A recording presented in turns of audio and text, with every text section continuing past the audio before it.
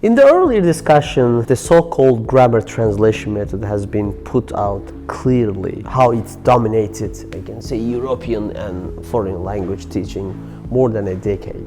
Even today, we can say that it still continues to be widely used in some parts of the world. So look at our country, so you can see that almost every language centers use this method. Although the grammar translation method often creates frustration for students, but it makes only a few demands on teaching and teachers.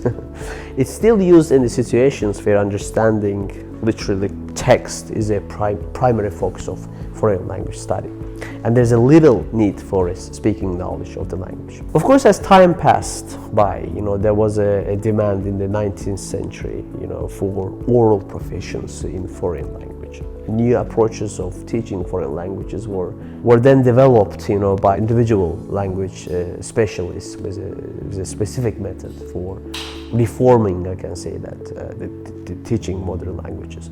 Among the approaches are the direct method, for example, total physical response method, and natural approach method. The natural approach originated from the natural language learning principles, which were used as a foundation to build methodology around the observation of the child language learning. Many attempts have been made to make second language learning more like a first language learning. And finally, among those who tried to apply natural principles to language classes was Xavier, who used the intensive oral interaction in the target language, employing questions as a ways of presenting and eliciting languages. He further stated that a foreign language could be taught without translation or the use of learner's mother tongue if meaning was conveyed directly through demonstration and action. However, the principles and procedures of the natural approach in practice stood as follows. First, the classroom instruction was conducted exclusively in the target language. Only everyday vocabulary and the sentences were taught there. Oral communication skills were built upon in a very carefully graded progression organized around the question and answer, exchange between the teachers and students. And usually they do it in small and intensive classes. Next was grammar was taught inductively, not like teacher stands and explain, the grammar for hours and hours on the board. And the new teaching points were introduced orally.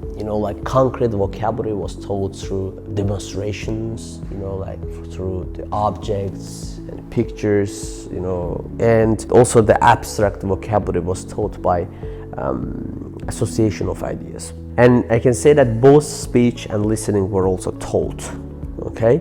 But correct pronunciation and grammar were emphasized, not taught. So these above principles that I mentioned can be the guidelines for teaching oral language.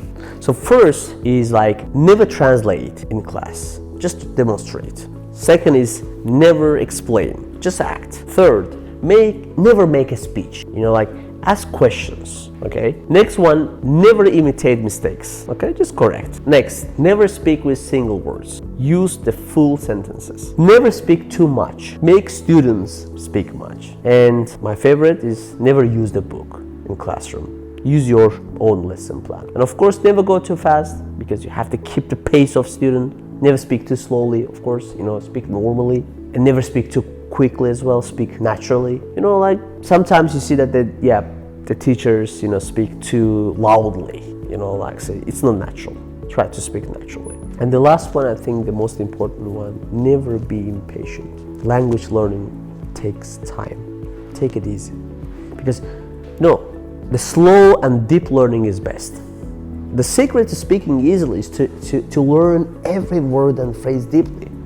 Put the words and phrases deep into the brain, penetrate deep into your subconscious mind. Because to speak English easily, one must repeat each lesson many times.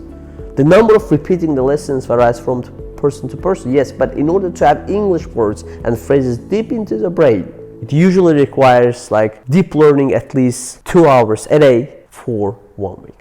Good luck.